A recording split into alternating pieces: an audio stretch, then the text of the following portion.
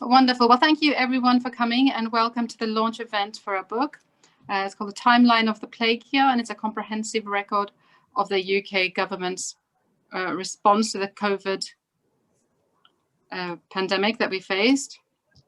I'm here to introduce Rupert, and we also have Andy Towler with us and Stefan Simanowitz.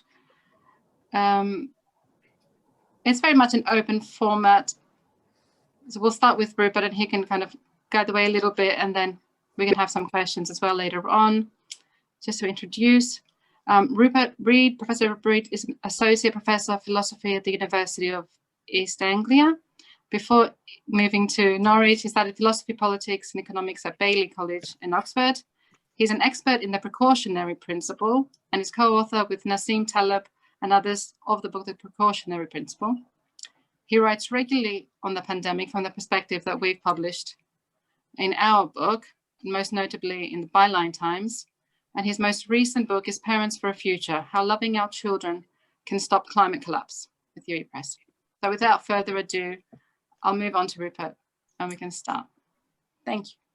Well, thank you, Joanna, for getting us started here. And I'm going to use this as an opportunity for saying a huge thank you from myself and Ian Sinclair, my co-author, who couldn't be here this evening, for the brilliant editorial work you did on the book. And it is certainly no exaggeration to say that there would not be any book were it not for Joanna's work. So well done and many thanks. And yeah, great to be here tonight with all of you for the launch of this book. Sorry that we can't do it in person, but you know why we can't do it in person, because there still aren't such events happening in person, even now, even well after a year of the start of this pandemic. And it was just over a year ago that Ian and I started talking about the emerging situation. We started talking about it in February of 2020. I was very conscious of it because of my work on the precautionary principle and because of the great concern that my colleagues Nassim Taleb and Yanir Bayam had about what was happening in China, which they'd already been writing about in public. I started seeking to lobby the government and the NHS at the very highest levels to say, look, you've got to take this deadly seriously. This is potentially different from anything we've had in our lifetimes and way before that. I was pretty surprised when they didn't, I have to admit. Perhaps I was naive. In any case, it then came through to March and virtually nothing had changed. And Ian and I were saying, look, we've got to start trying to keep some kind of systematic record of this. And he started doing so basically. In terms of the putting together of the record, he was really the one in the driving seat, and I was assisting him and directing his attention to stuff, but he was doing most of the work. And you know, by March, obviously people were starting to notice what was happening and couldn't really avoid what had been happening in Italy and so forth. We put together the initial version of the timeline, which covered those first few crucial months, and published it in Byline Times. And then we updated it weekly ever since. Eventually we started thinking, we should try to turn this into a book, the full version, together with a new introduction and a new conclusion, which is fairly blunt, if any of you have seen the conclusion. If you haven't seen the book yet, by the way, do please download it, obviously, and give it a read after this meeting. I'm putting in the chat the little blog post that Joanna has done about the book, and towards the end of that there's the link to where you can get the ebook for free, and that's what we're encouraging people to do, and assuming that most people want to do, is to download the ebook for free and to perhaps share that with colleagues. We're not aiming to make money off this at all. We're simply trying to spread the word because we think it's absolutely vital. Not least because the pandemic obviously is not yet over, and there is, I'm afraid, reasonably good reason to believe that under the current regime, in both literal and metaphorical terms, it may not be over for some considerable time. I'm referring, for example, to the fact that we're breeding new variants around the world, and we're not quarantining people adequately in this country to stop them arriving, and some of them can evade the vaccines. So the vaccine is not going to solve this once and for all if we carry on with with the pretty poor policies that we still have, incredibly, over a year after the first lockdown. And also because one of the crucial things about COVID is that it is a kind of dry run for the even worse emergencies and crises that are going to emerge over the course of this century. I'm referring there especially to the climate and ecological emergency in all of its vastness. And that's something that I hope we'll get to talk about here this evening, how Corona is a kind of preview of the attractions, in inverted commas, of climate. But I'm also referring to future pandemics. And one really important point to understand here, which I'm afraid most people still haven't really grasped, is that the ecological emergency and the climate emergency, unless we manage, and this seems virtually inconceivable under anything remotely like the current system, unless we manage to rein those in very drastically, there will virtually certainly be more and worse pandemics during the course of this century. The coronavirus may be looked back on as merely the first in a series. Some of the research on this is absolutely terrifying, frankly. I've seen a paper that suggests that the number of pandemics affecting humanity could increase by several orders of magnitude over the course of this century. In plain layman's terms, that means that there might be hundreds or even thousands. It's almost impossible to get your mind around this. Hundreds or even thousands more serious pandemics by the time 100 years from now is up. The basic reason being that with climatic degradation and ecosystem destruction, the animals which are hosts for the kind of viruses that can transfer to us are being very, very disturbed. Bats and other such creatures from whom we got COVID-19. So that's my cheery account of why this timeline matters, why we absolutely have to learn from it. And of course, we're talking about this, and I hope again we'll talk about this evening. We're talking about this at a rather intriguing moment politically in the reception, as it were, of the pandemic in this country, because finally now perhaps the government might be getting into long overdue political trouble about their handling of the pandemic, with the bodies pile high remark now seemingly very reliably attributed to Boris Johnson. So yeah, that's enough perhaps to get things going from me. I'm really delighted to have two guests to join me here this evening to discuss the book with you all. And what's going to happen is that they're going to each speak for a little bit. Then the three of us will have some dialogue or trialogue, if you will, for a while. And then, of course, we'll hand over to you. We'll have a fair bit of time for Q&A and a more general discussion. My second guest is Andy Towler, who's been a kind of insider in the pandemic response in quite an interesting way that I'll introduce to Andy properly in a minute. My first guest is Stefan Simanowitz. And Stefan will be known to many of you from Twitter, where he's been covering the pandemic in a fascinating, provocative, deeply informative way. He first came to the attention of Ian and myself in relation to the now infamous, although it should be a lot more infamous, February the 3rd, 2020 speech, when Boris Johnson basically said, we're going to try to keep the economy open come what may, and we're going to try to get some economic advantage from this pandemic, and presaged the herd immunity strategy, which appeared to emerge over the next month. And that speech and the importance of it was revealed by Stefan. He's done a number of other important things, but that was when he first came to our attention and first started featuring, therefore, in the timeline. So Stefan, it's a real pleasure to have you here this evening. And let me go to you now for some opening remarks. Thanks, Rupert. And I look forward to reading the book. I haven't done yet. Yeah, you might know me from Twitter because I do most of my work on Twitter. The reason for that is because I work for an organization which, if I am writing articles, they need to be signed off and approved. Therefore, I generally do not tend to do much journalism, even though I am an investigative journalist. I should start by saying I'm not an expert in public health or epidemiology or virology. I knew very little about this before, generally about February last year. So what got me interested, obviously, we were all concerned about the pandemic and what was happening across in Italy.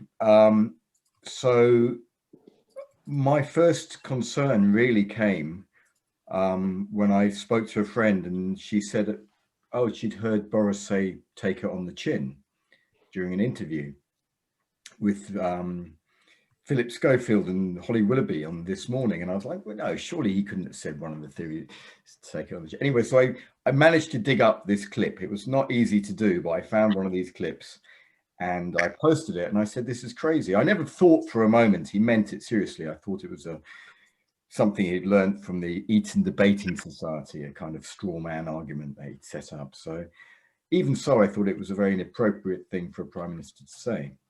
So the take it on the chin clip, actually, interestingly, it went viral after 2 days. It got 2.5 million hits, and then it was shut down by the media. Dan Moulton called it fake news, said we were fake news merchants in the cesspool that is Twitter.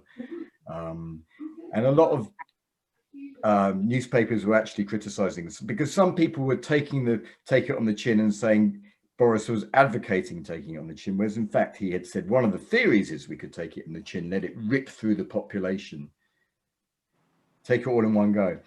But I think we should take a balanced view. So it was interesting how quickly the media shut that story down. But then on 12th of March, obviously Peston had his source who briefed him about herd immunity, and they came out and said herd immunity is the government's strategy for COVID. Now, any epidemiologist, virologist, public health expert will tell you that herd immunity is an outcome. It's never a strategy. You can't use it as a strategy. It's completely unscientific. It's madness. So why are they using herd immunity? Okay, they deny it now, but we can see through the pattern of this pandemic, and we see again with the second lockdown, and with the bodies piled high comment, that was at a time when they're employing the same strategy of allowing the disease, the virus to spread, knowing that it's going to cost lives, and also knowing that it's going to impact the economy. So this baffled me. Why would they be doing this? Now, one of the, as Rupert said, the smoking gun, it's a bit like a Hitchcock film. One of my threads talks about it in thriller terms, and there's a moment in every Hitchcock film when the scales fall from the eyes of the hapless hero. It's called the big reveal, and he realized the answer he's been looking for has been in front of his nose the whole time. And that came in the form of the Greenwich speech, because that speech was the landmark post-Brexit speech where Boris stood up and talked about, in front of the entire press corps, by the way. And interesting, the Greenwich speech, the important bit, a little bit about taking off our, I don't know if you've all seen it, but he talks about taking off our Clark Kent spectacles and emerging from the phone box, the supercharged champion of free trade. And before then, he says there's a danger that new viruses like coronavirus, the first time he'd mentioned coronavirus publicly, there's a danger that new viruses could trigger panic and irrational medical responses. So that's what lockdown is, an irrational medical response. It's panic. So that's why he was so relaxed. That's why he could go to Chivoli for 10 days over Valentine's. That's why he could go to the Caribbean and come back. He knew that they knew this was coming. As Matt Hancock said, they were told right at the beginning of January. And he says, oh yes, I told the Prime Minister straight away. So they knew this was coming, and yet they did nothing. Operation Cygnus had warned us that we weren't prepared, and yet they did nothing. Italy warned us that we should do something, and yet we did nothing. We were given the greatest gift that any country could have been given in that circumstance, which was a 3-week advantage, a head start. We did nothing in that time. In fact, we did less than nothing. Boris washing hands, mixed messages, confusing things. And then obviously David Halpern coming out on the 11th and saying herd immunity, David Patrick Valant saying herd immunity. This was the strategy. Now for me, so this is all facts, you know, it's very difficult to argue against it. They've even come out and said as much in various forms. So the question for me as a journalist would be, well, if they know herd immunity is going to cost a lot of lives, it's not going to free the economy, why would they be doing this? And that's the question that every journalist should have been asking from the 5th of March 2020. And once you start asking that question, it leads you to some very interesting places, which I won't talk about now. Okay, thanks, Stefan. Great. Yeah, if you want to know about those places, you can look at Stefan's Twitter account, and he goes into it all there. Right, over to my second guest. So Andy Towler is someone who's been long involved in crisis and emergency response. For example, he led the police response to Storm Desmond, which some of you may recall in Cumbria a few years ago, the disastrous storm there. And he has had involvement over the last year and more, until recently, in the efforts regionally and nationally to respond to the coronavirus crisis. And he's very kindly endorsed our book. Andy, tell us what you see from your perspective as someone who's seen some of this from the inside about the timeline and about the situation. Okay, thank you. Well, as Stefan was speaking, I was just thinking about where I was, you know, December, January, February. Where I was still working as a senior police officer. And as Rupert said, although it's not a mainstream bit of work for policing, we do often lead the responses to these big, large, major incidents and responses to things like flooding or, you know, large fires or whatever. And because of Storm Desmond, which is the 3rd biggest storm in history, I'd seen just the existential threat that climate could, you know, wreak upon us. And that's kind of how I started talking to Rupert a lot more over that time. And in the 5 years leading up to the pandemic, I tried to set out a view. This is within the UK emergency management sphere. This is the professional world, if you like, that sits and tries to deliver government policy and protect people as best they can when these emergencies happen. And the idea was that we're just not prepared for these national existential threats. Now, when you ask yourselves, well, what are those threats? Those threats are in the National Risk Register that gets published every few years. It was quietly updated in December 2020. It's online, it's open source, and you will see the government's risk sort of assessment, if you like, about all the things that could really hurt us, our families, our friends, our businesses, our communities. And pandemic is one of them. And I've been worried about pandemic for an awful long time. In fact, when the first time, Stefan, I was worried about the coronavirus was when I first heard about it, because I'd kind of been waiting for it, because as you know, Rupert said, it's not a question of if, it was just a question of when. And I knew deep down that we weren't prepared for it. And what I'm saying is that as a country, we weren't prepared, even though our international resilience rating was like #1 or #2 along with the US, because we had all the tools. But you know, the argument that I think I would make is that we didn't use those tools properly. You know, we had the genomic sequencing, we had the epidemiology, we had the great National Health Service, we have a great emergency management framework, and we had, you know, and notwithstanding certain criticisms, we've got a great civil service, you know, and government departments, and a country that can do business when it really wants to. And this is why the book's important, because what it starts to do, and one of the most important points about today is there aren't that many documents of record out there yet. You know, Stefan's Twitter feed is maybe one of them. John Ashton, who's a friend of mine, he wrote a great book. You know, what you've written, you and Ian, Rupert, is fantastic. We need documents of record, because this stuff gets forgotten about. And you'd think in a digital era it wouldn't be. And you listen to Stefan saying you have trouble finding a video clip, you know, it worries me. So writing down how people thought, how people felt, what they said, what they did, and doing it coherently is important for a number of reasons. And the most important reason, well, you can maybe argue the point on this, is around accountability. It's really important that in a country, any country, is that people are accountable for the decisions they make.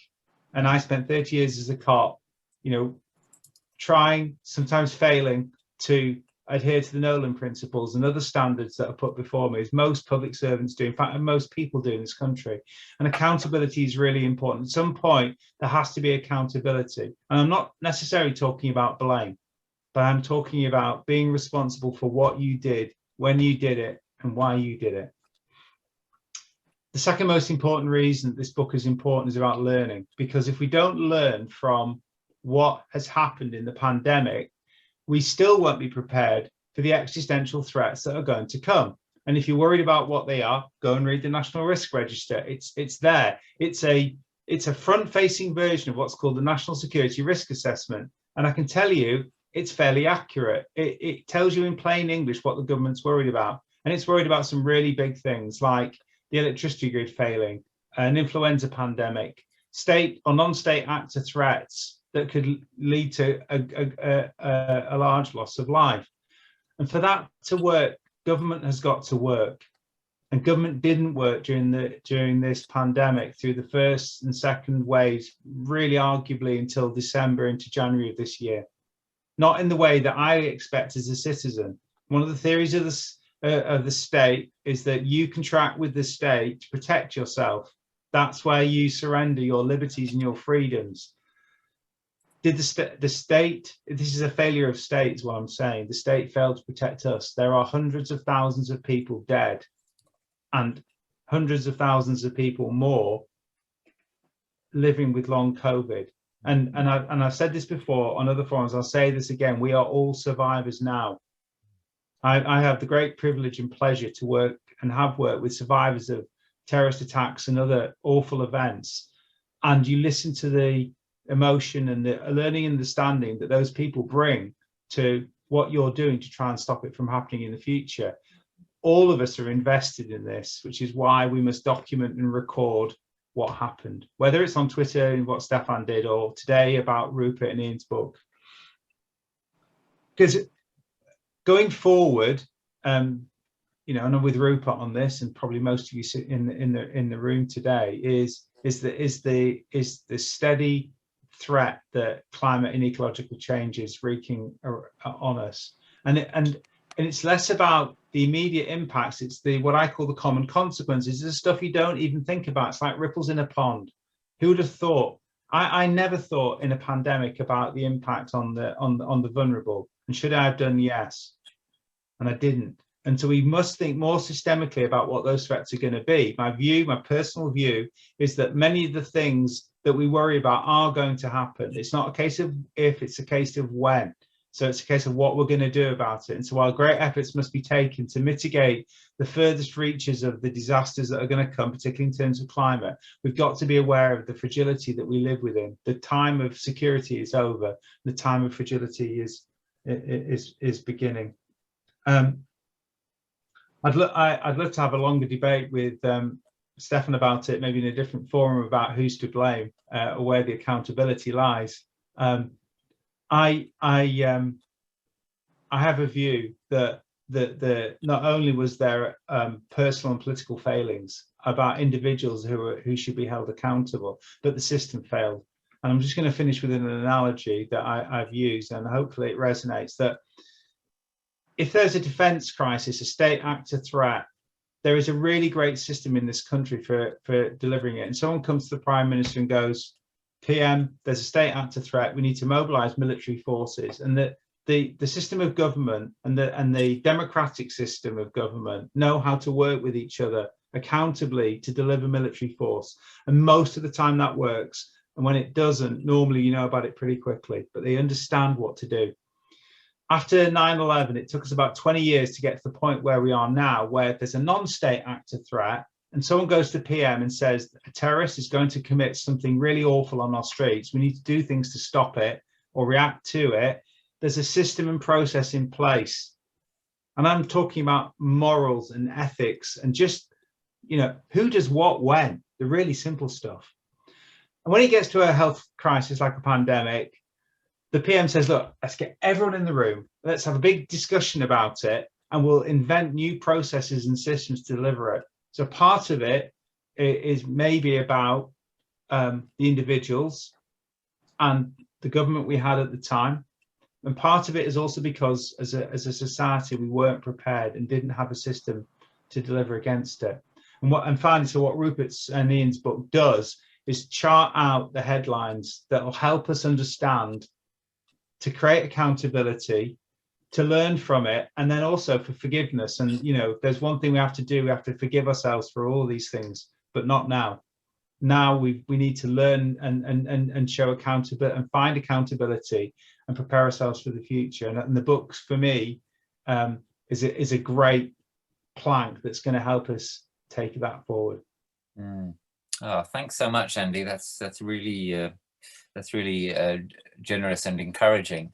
Yeah, I mean, I guess one of the reasons why we wanted to do the timeline and to do the book is to feed into the public inquiry, which must eventually happen. In terms of what you said a couple of minutes ago, Andy, about we'd like to have the debate about where the failure was.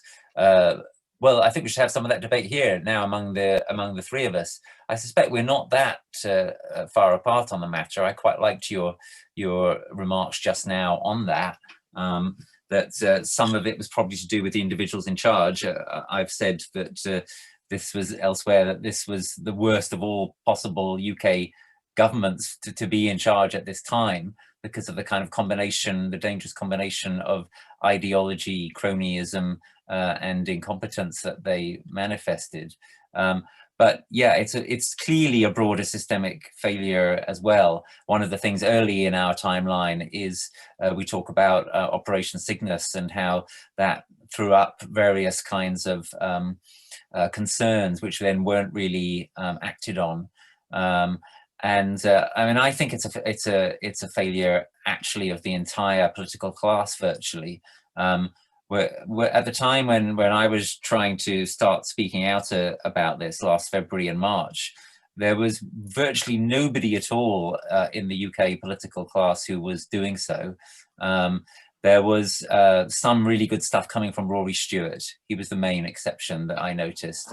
There was very little good coming from, very little that was sufficient coming from my own colleagues in the Green Party.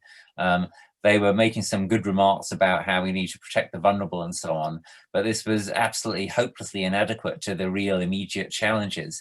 The reason for that, I've argued, is that it took a long time for the Green Party to overcome its own ideological blinkers in this regard. In particular, the Greens were very reluctant to do anything that would involve closure of borders, because they believed in free movement of peoples, which is something that I don't believe in, unlike most in my party.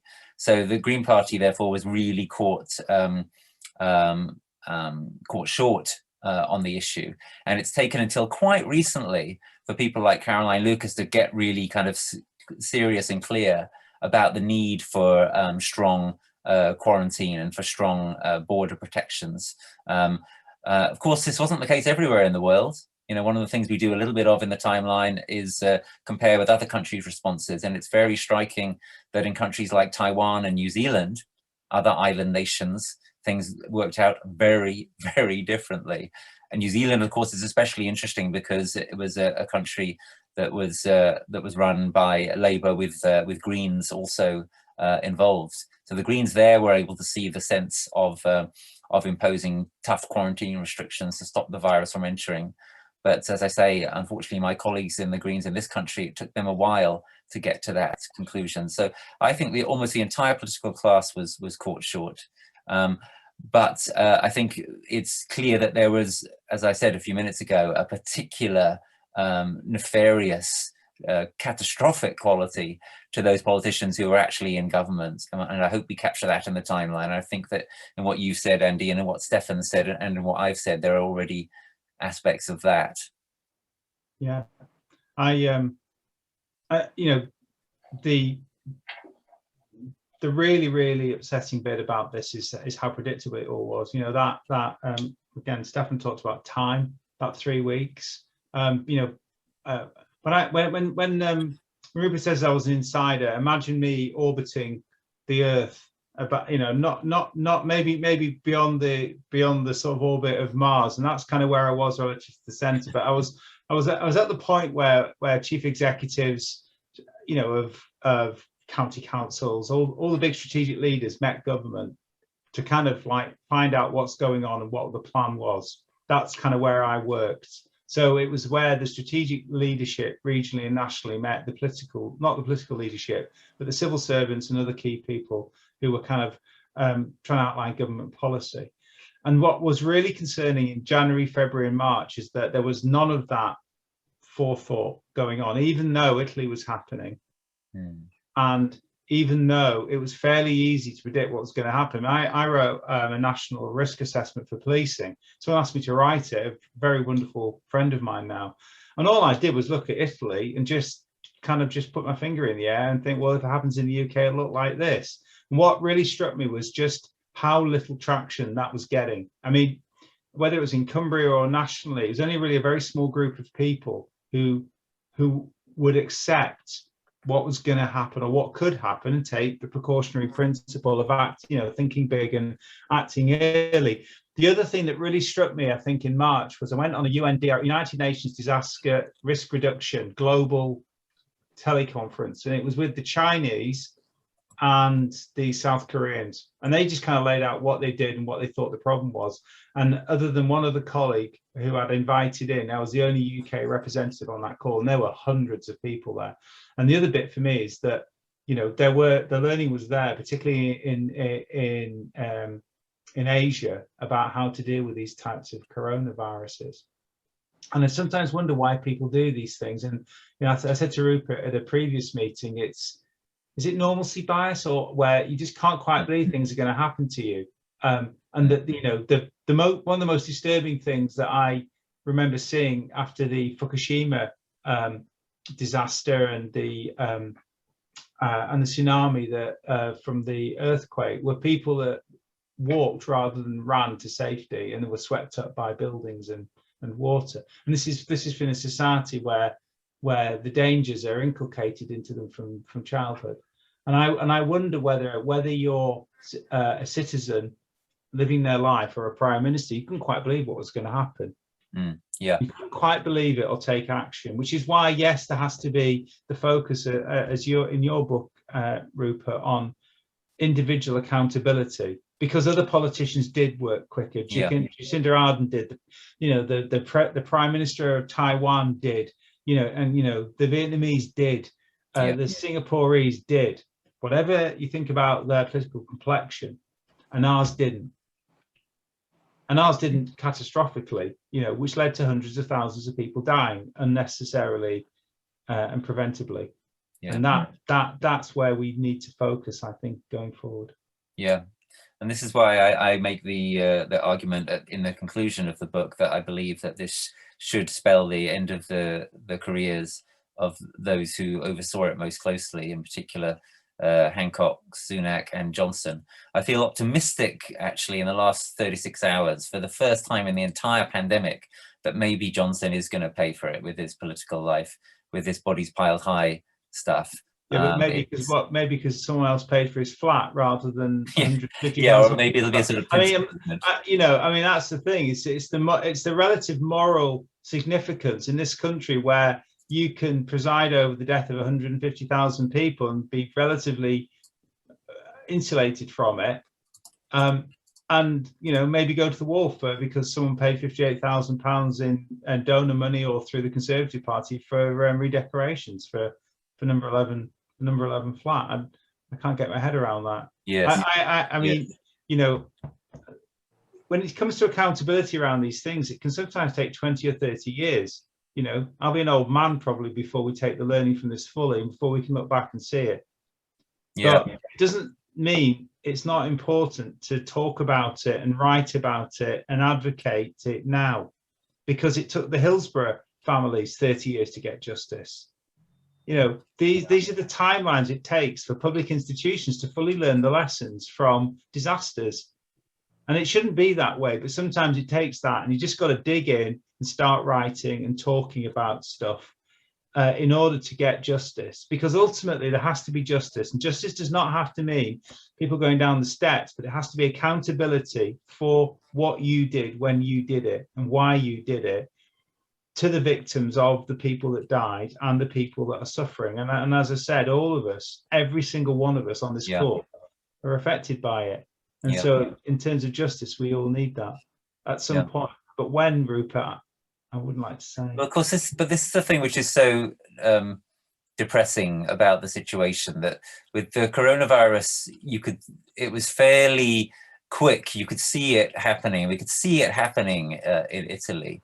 And we still didn't react. Some nations did, but we didn't. And the climate crisis and the ecological emergency are so much harder, in the sense that it's much harder to see them because they unfold so slowly, and the time lags, especially in the case of climate, are much longer.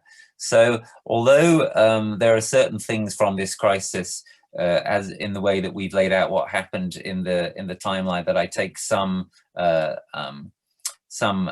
relief from, such as, for example, the way that people well, the way that many of us were actually pressing for quicker action, for example, right? The way that in March, March of last year, many of us moved ahead of the government to start kind of taking care of ourselves and socially distancing and so on and so forth, to pressing for stronger action and so on and so forth. That's something that I find quite encouraging. But the fact that that they could fail when it was really so clear what needed to be done, the fact that they could then fail again last autumn and again in winter, and it's not quite as bad now, but they are, as I say, potentially failing again even now. The vaccine may not be the save-all that they're hoping. The fact that so many of the population, at least up until this point, have been letting them get away with it. You know, these are not very encouraging facts when you're trying to think about the even worse pressures we're likely to face in the climate and ecological emergency as it develops in the next decade or two, and in future pandemics, which, as I say, are almost certainly coming, and some of them are likely to be worse. So this is why I'm just really, really hoping that it doesn't take us 20 to 30 years to learn from this. We probably haven't got 20 to 30 years. Exactly. Yeah. Because it's Hillsborough happened and justice took 30 years, but climate is a collapsing time frame. Yeah. Of disasters that are going to happen, that are already, you know, quote unquote baked in. There's an interesting bit about public health emergencies I was thinking about then, around about understanding that these things affect society very deeply. And one out there on open source is quite a bit about the morals and ethics of how you handle public health issues. It's all sitting there. It's all, you know, around what's called the ConOps, the concept of operations, around how you deal with a pandemic. There's a lot of stuff that was written around morality and ethical judgment, and you think, well, that's a little bit vague and a bit esoteric. But the reason it's really important is because when you're dealing with lives held in your hand to that greatest extent, you must take the most care with those lives. And so having a moral and ethical framework that is not rigid, but really well structured and understood and framed in a way that decision makers understand is more and more important. And although, you know, in the emergency management world, we do have these moral and ethical frameworks we've developed, but for the pandemic, there was a completely separate one. And because it'd been written about, put on the website, and of course, and never inculcated.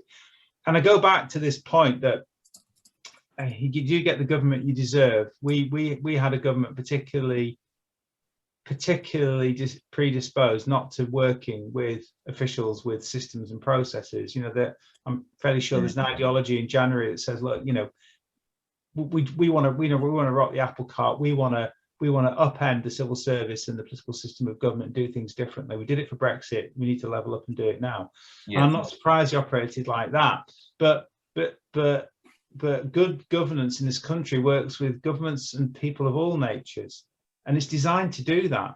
Whether it's a Boris Johnson, a Tony Blair, a John Major, or Harold Wilson, these existential national threats are not new to this country. They're just new to us because we haven't had one for a while. But the governance process broke down, and I have a feeling, and I can't evidence it or show it yet, that it's austerity that also has a part to play in this, because it not only did it make our public sector response completely anemic in relation to its ability to actually cope with these disasters, whether it's social care, health, county councils, police, whatever. But it was also the development of this way we operate that wasn't nurtured and looked after as well. And so I've, one of the things I would say to you is that the accountability goes way back. It doesn't just start with Johnson. It maybe starts with Cameron and austerity in 2010, and it starts with the stripping out of the public sector.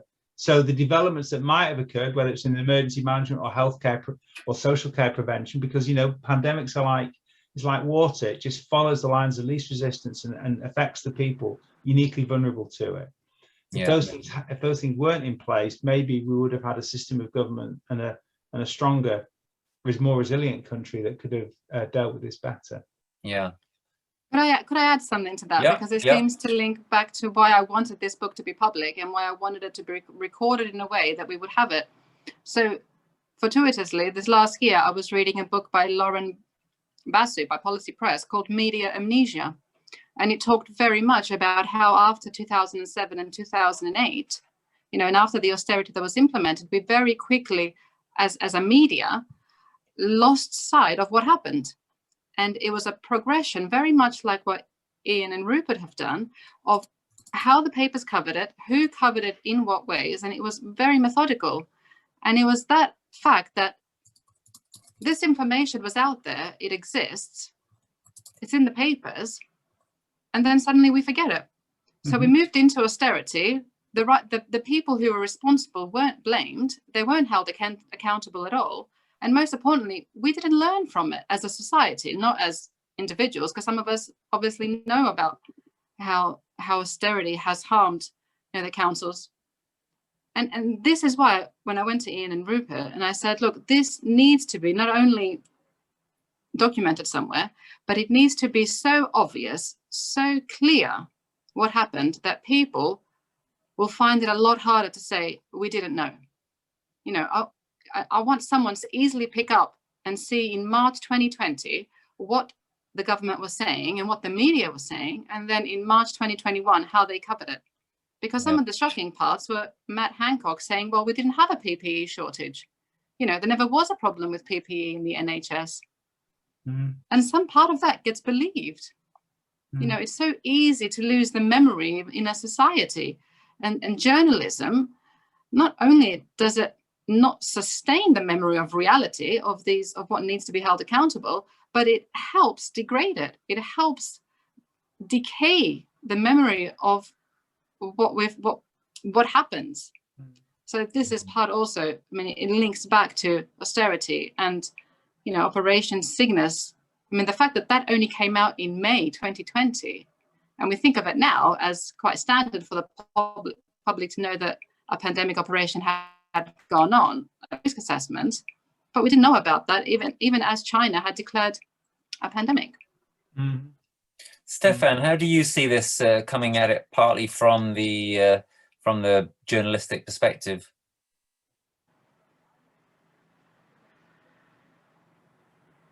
Oh, I think you're muted, Stefan. Yeah, no, I can't unmute. Okay, you can. You're unmuted. I am unmuted. Okay, yeah. There's a lot going on there. The way you describe it is like, how could they have done this? We knew before in Italy, and then we did it again, and we did. It gets to the point where this framing, and that even the government are now framing it in this way, that mistakes were made, lessons will be learned. I've heard that before. I heard it the Hutton report. I heard it the Chilcot report.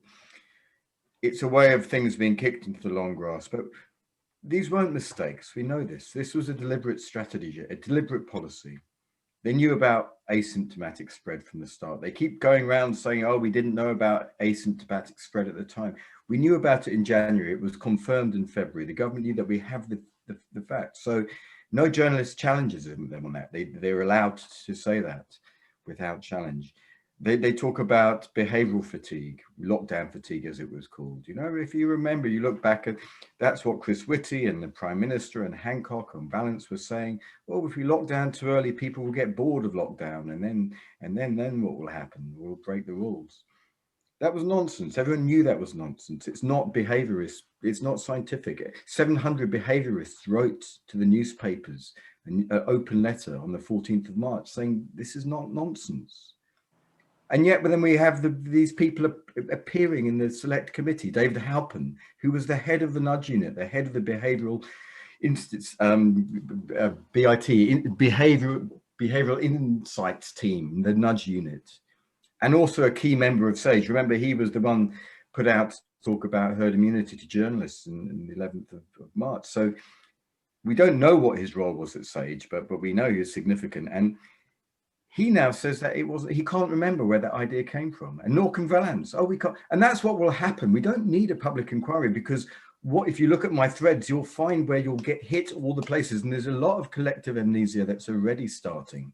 People can't remember who said what, who came up with the idea of behavioral fatigue. And I've been back to the Behavioral Insights team and speaking to them since August, trying to ask them, trying to have an interview with David Halpin, saying, well, okay, it didn't come from you. That's what you say. We don't know where it came from. Maybe you could check your emails to see where, because this was a significant behavioralist excuse for not locking down. But yeah, he can't remember.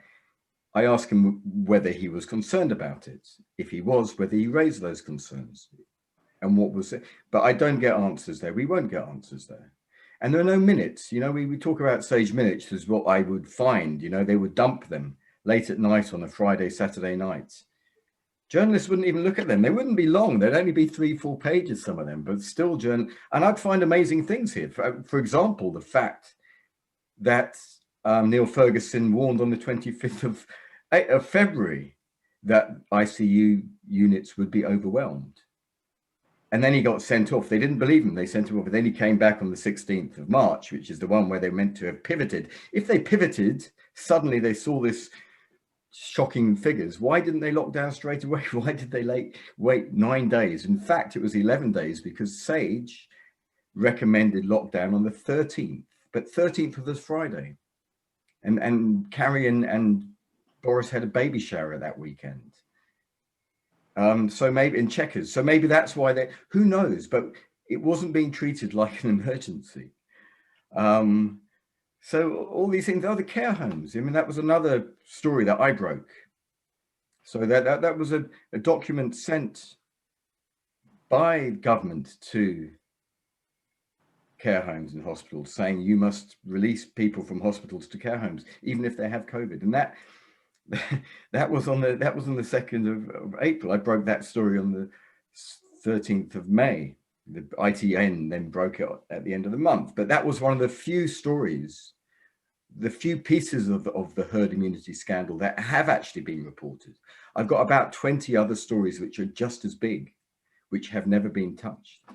And I send them to the journalists and I put them up on Twitter. But I had one senior journalist coming back to me and say, Stefan, hopefully we'll find out one day. And I wrote back and I said, no, we'll find out when journalists do their job and hold government to account.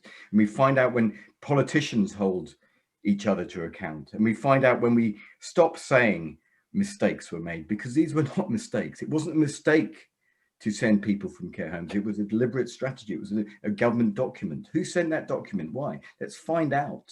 Let's start asking those basic journalistic questions. Yeah.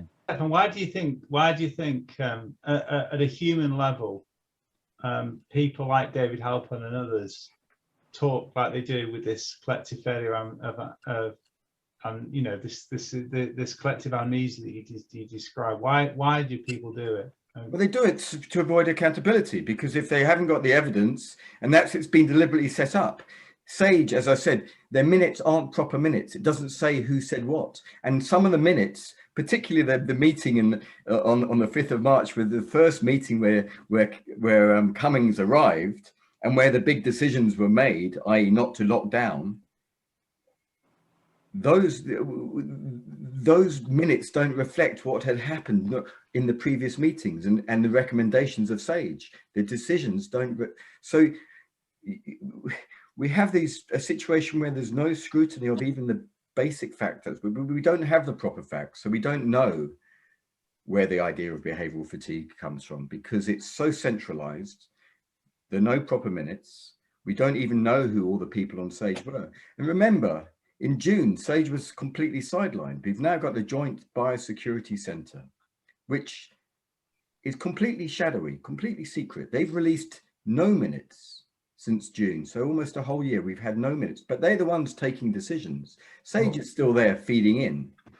And the Joint Biosecurity Center was set up by Tom Hurd, Douglas Hurd's son, who's from MI6. And then it was taken over by Claire Gardner, who's a senior cybernetic spy from GCHQ. And the same with BIT was being run by someone from GCHQ, the Behavioral Sciences Institute, Rachel Clark. And then the Ministry of Defense is very central. So, and then the American side as well, if you look, it's all the Pentagon, NSA, CIA, Department of State, Defense. And if you look at Palantir, which is, again, I'm not going to get into here, but it all does make sense. It all does fit together. But the answer isn't mistakes were made, lessons will be learned. Let's wait for an inquiry in 2024. That's not how we will get accountability, sadly. But I think the system is designed to avoid accountability. And at the moment, journalists have been cowed. I think since Emily Maitlis' Newsnight monologue at the end of May, when she challenged Boris and said, well, why, Boris Johnson, and said, why is Cummings, why has he got this slavish loyalty, was perhaps the thing that got her into trouble. But everything she said was accurate. Yeah.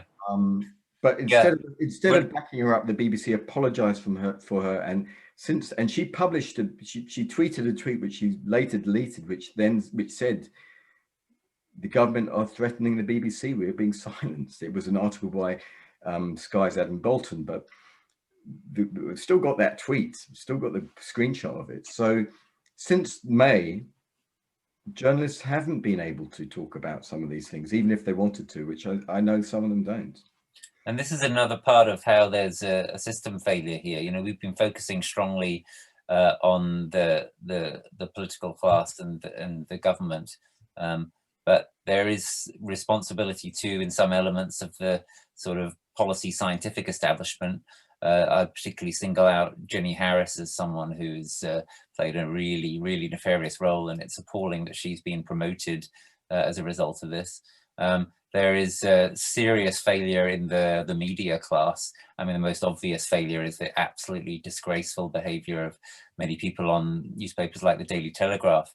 But, you know, the failure goes much wider than that. As Ian and I point out in the timeline, it includes arguably the Guardian as well, and Stefan's talking about a more general sort of cowing, which is, you know, just not good enough. Stefan, you want to come back? Well, I was just going to say another I mean, I've got so many interesting little snippets from my 14-month long journey, but on the 13th of March, so what I was trying to explain, herd immunity, Peston said it. The Daily Telegraph ran an op-ed with a headline, which you can still find. It comes up very quickly if you type in herd immunity. But it says, those people questioning the government's coronavirus policy are not only wrong, but they're a danger to us all. And that's the kind of framing. And it's funny, but actually there is this framing where, particularly in a pandemic, anyone who goes against, and as I was saying, you can see that it's actually an intelligence-led thing.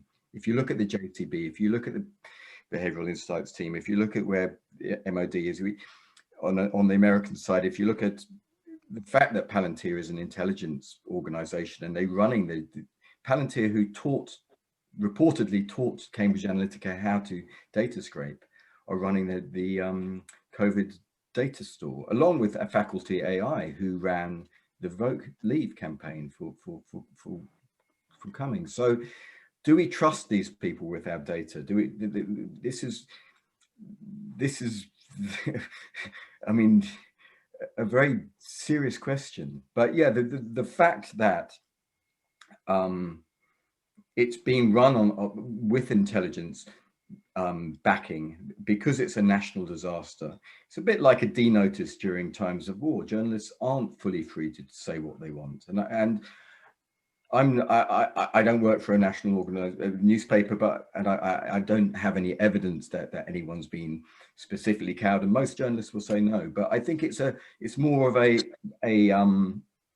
general feel, and yeah, the editorial meeting is, shall I go and look into this? It's like, no, why don't you go and look at how it's impacting publicans in Dorset?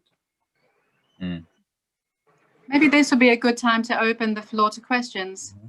If anyone would like to ask any of the panel, any of our guests, feel free to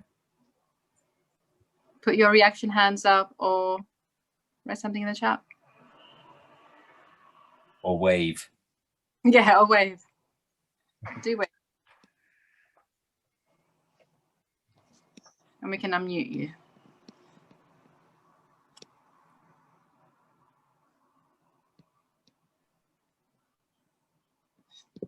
Well, if you do, feel free to pop in.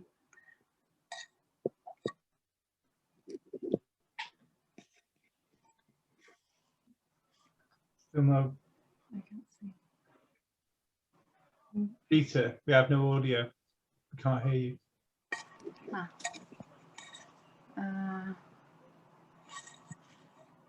You're right now, Jita. Is it, do you understand? Yeah. Can you hear me? Yeah. Okay, fine. So I'm Dieter from Germany, and I'm sorry I wasn't able to follow the beginning of your talk here, but I think what made me interesting in this book presentation is the situation in UK in comparison to Germany, and maybe the things which aren't looking so similar, because we didn't have this discussion about herd immunity in this way like it was in UK. But I think we still have a situation where we have this austerity policy in the health system here also. And the questions how this is covered by the politicians or by the government is really interesting also for me. And what I think what I'm not actually aware of is how the political right is now behaving in UK in comparison to Germany, because here it's quite aggressive movement now. I think you know it. So it's quite quite interesting reaction, which I compare to the possible developments when it comes to the reactions to climate crisis and the mitigation policies which are necessary in this case. Mm. And I'm not sure if you talked about climate crisis and the comparison to this COVID crisis and the handling before, but I'm looking forward for the book. And my question is, what do you see in the question of similarities between UK and maybe country like Germany from your perspective? Well, can I chip in on the climate question? So we did talk about this a little bit earlier. It's not really present in the timeline, but what I said earlier was that one of the reasons why we think the timeline could be important is because we need to learn the lessons from the coronavirus quickly so that we can apply them to the coronavirus crisis, which is ongoing, to future pandemics, which are partly mediated by the climate crisis, and to the climate crisis itself. And this is one of the things that Andy and I strongly agree about and think is very important here. And well, if we look at the situation in Germany and in the UK, I'm not an expert on the situation in Germany. It's clear that there have been some important differences, and that in some ways, at least until very recently, Germany has tended to do better. But if you look at the really sort of big picture, then even though it's clear also that in terms of climate preparedness, Germany is on balance doing a lot better than Britain. The picture isn't big enough if that's all that you say, right? Because what Germany is doing is still, you know, grossly inadequate. And even if the Green Party win the upcoming election in Germany, it'll still pretty clearly not be adequate, what the changes that get made. So, you know, really these are by way of sort of wake-up calls. And I guess we're just trying to wake up people as much as we possibly can, as quickly as we can. And it isn't going to be enough, which is one of the reasons why I think it's really important to talk about adaptation to the climate decline that is coming. And that's part of the way we get to wake up as well. But yeah, what can we do? We just do what we can and get as much waking up possible as quickly as possible. And, you know, I think there is some hope that there is some waking up going on pandemics and to some extent on climate from what's happened with the coronavirus. I think that's part of the reason why you've got some kind of sense of urgency that Joe Biden is trying to lead now. You know, again, what Biden's proposing is hopelessly inadequate, but for goodness sake, it's a lot better than what was being proposed before. And I think if it hadn't been for the pandemic, what Biden is proposing on climate almost certainly wouldn't be as much as it is.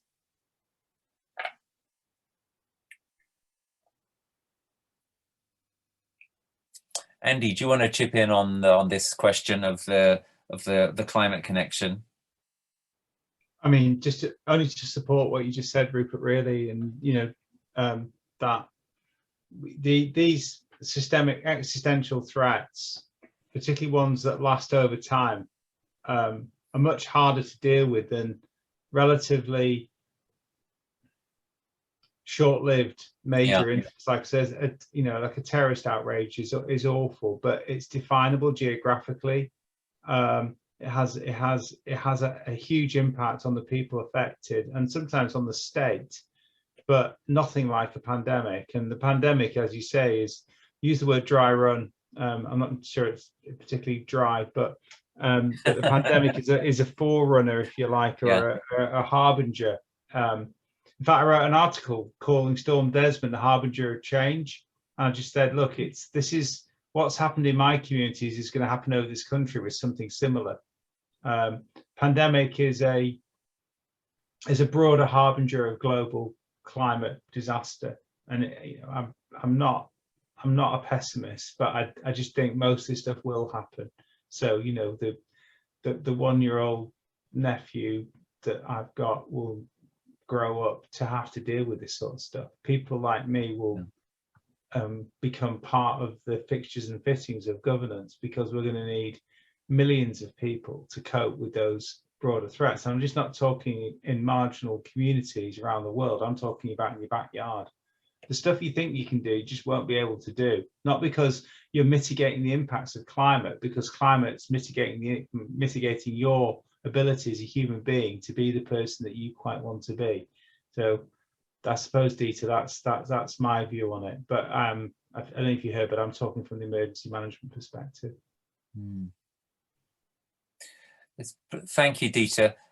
It's perhaps worth connecting this with the question that Alia has just asked in the chat, making the connection with Brexit. It's very clear if you look at the timeline, and most of us can probably remember this, that the government was absolutely obsessed with Brexit in early 2020. And this contributed to eyes being badly off the ball, and also fed into the ideological predisposition, it seems to me, of the Johnson administration to go for some sort of extreme kind of deregulation, free trade kind of policy, which was exactly what Johnson was advocating for on the February 3rd Greenwich speech. So in that sense, all of these things are kind of connected. Well, we have now left the EU, and I've argued elsewhere that the only conceivable way we could actually make Brexit function is by becoming more locally self-reliant in this country, including in terms of our food supply, which we saw a threat to briefly, or felt a threat to briefly around March of last year with the infamous runs on the supermarket, and runs in particular on toilet roll, famously in the UK.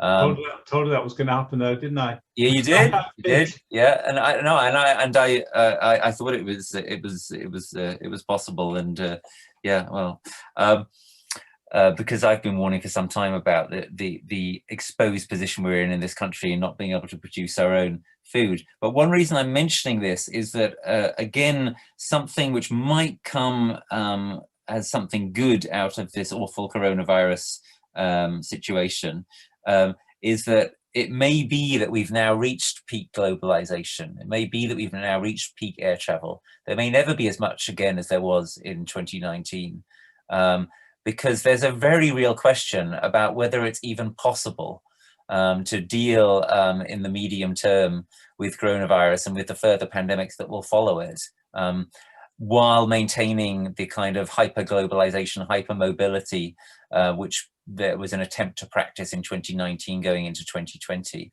And it may be that the future is with the policies of countries like New Zealand, which have to some quite significant extent cut themselves off from the broader world. And my argument would be this may be a recognition of reality, and there's also a lot of good that can come from this. So that would be my kind of radical take on what we might get positively if we're willing to learn the lessons out of this tragic and willful failure that we've seen in the UK and other countries over the coronavirus. But only if we're willing to learn the lessons. And once again, you know, the signs aren't good. The world is mostly trying to flip back to the same kind of globalization and rampant economic development and so on and so forth as it had before. But I'm not sure that will be sustained. I think this one is something open to be argued and politically fought. I think it is possible that peak globalization and, for example, crucially, peak air travel may have been reached already. And we may never see its like again. I don't know if Ali is on mic at all, but my take was more about the Trumpian part of her question as well, about, you know, did the sort of the suspension of democratic norms and the erosion of trust and confidence in that horrendous year we all had in 2019, you know, contribute to the way of thinking in 2020? My answer would be yes. Well, one of my sort of pet bits about the emergency response was that the way we do this, by the way, is underpinned by an act called the Civil Contingencies Act 2004, which none of you have probably ever heard of. Maybe Stefan, probably Rupert. I don't know. I'm making assumptions. I shouldn't.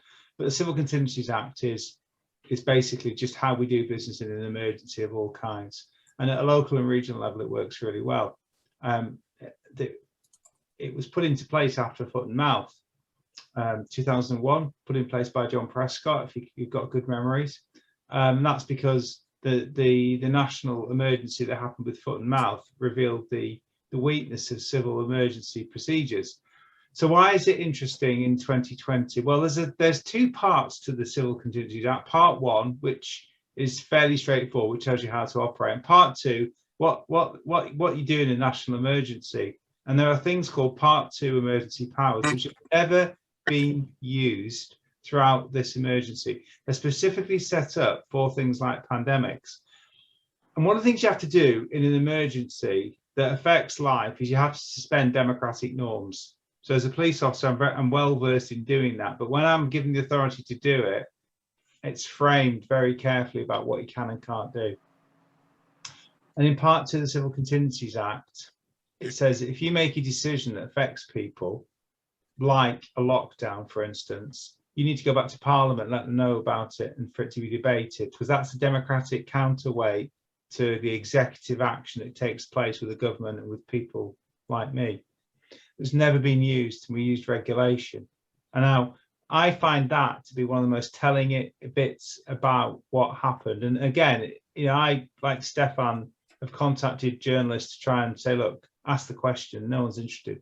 And the reasons no one's interested is because no one really cares yet about the fact that most of the democratic norms that we take for granted have been upended and have been insufficiently debated. So, and I think that's a part of Brexit. But ask yourself the question from this book: what happens for future emergencies? That if I'm trying to weave together what Rupert's saying and to an extent what Stefan's saying, that in wartime situations you spend democratic norms. In national security situations, for often very good reasons, you suspend democratic norms. But the accountability is strong within both those spheres because of all the things that we've experienced as a result of it. When it comes to things like pandemics, you can do the most incredible things and have the most limited amount of scrutiny and get away with it. And it's not to say that you shouldn't act quickly to save life, but you should always be accountable in the executive to the democratic body that represents you. Because if you don't have that, that's where Trumpian-led norms become part of our fabric of our existence. And I think that's happened to a certain extent as well. Well, thank you, Andy. Thank you for that. And we're coming to a close of our time now. So I wonder if I could invite the three of you to have just some brief final remarks before we say goodbye to everyone. Would that be helpful? You've just been talking, but maybe Stefan could give us his remarks first, and then we can come back to you while you have a chance to regroup. How do I? Joe, could you unmute? Yep. Sorry, what was that? Sorry. Oh, sorry. I was just going to say maybe Stefan could give us Stefan's his ready. remarks. Oh, yes. Yeah, you could unmute him. Oh, he's gone back. Thank you, sir. All right. There we go. There we go. Yeah, I mean, just to reflect a little bit on the news of the last few days. I mean, it's very interesting that the media are suddenly talking about bodies piled high and letting the virus rip through the population was today's headline as well. Because it's been a long, long time since they've actually started talking about this. For me, I think that take it on the chin, herd immunity comments, although not as extreme as bodies piled high, are very much in the same vein, particularly when viewed in the context of what we know now as that decisions were made to allow the disease to spread. This is not just common to this country, it's common to a number of different countries. The Netherlands as well has got a very open herd immunity policy. The president talked about it on the 16th of March, and then he mentioned it 8 times and then tried to deny it, but now they're being very open about it. The lessons to be learnt are so many, I think. I mean, I think Jonathan Powell, who's Tony Blair's chief spin doctor or chief political strategist for a while, head of office, wrote an article, an op-ed recently actually it was last July, where he said, it looks like that we're in the midst of a coup, a political coup, where they first aim for the judiciary, then aim for the media, then they aim for the civil service. That's coming from someone who should know, a political insider, speaking out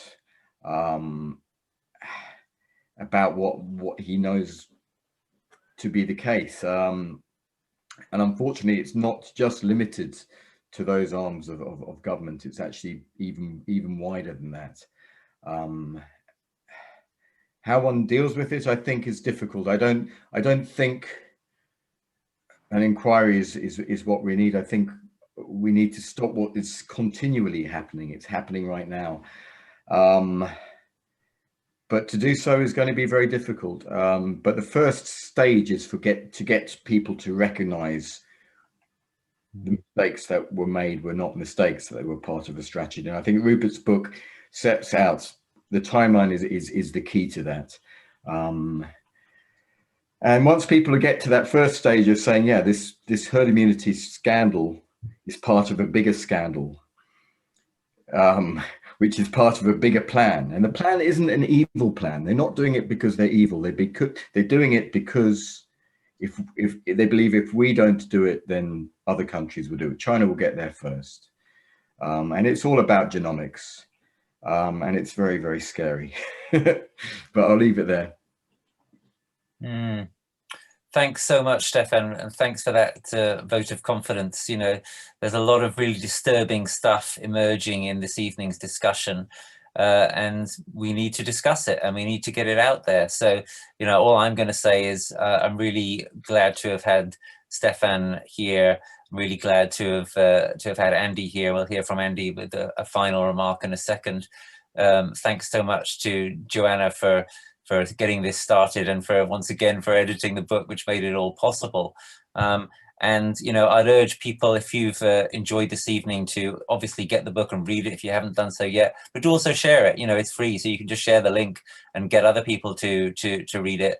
And also just to point out that in a few days' time, hopefully we'll have the video of this session to share as well. And that will be something you can share with people who weren't here this evening. So everyone who is here will get a copy of the link also after this to this video presentation. Yeah, thanks everybody. Over to you, Andy, for a final word, and then we'll sign off. Okay, well, I think I'll sign off then by finally thanking you, Rupert, on behalf of the people that will read the book, and probably Joanna for you know, you and Ian bringing it all together as well. So I know there's a lot of effort and heartache probably gone into that book for you as an individual. It's a great record of what happened in those horrible months of 2020. It's the first real plank we've got about the understanding that Stefan and Joanna and Dieter and all the other people that I can see on this call need as survivors, to understand and accept our experience and to find that accountability and justice that we've talked about. So the last word then is thank you very much for the book, and I would encourage anyone on the call to make sure you read it. Thanks, Andy. All right, thanks everyone. Good night. Cheers everyone. Bye. Cheers. Thanks all. Good night. Cheers. Thanks Rupert. Thanks everyone. Cheers. Bye-bye.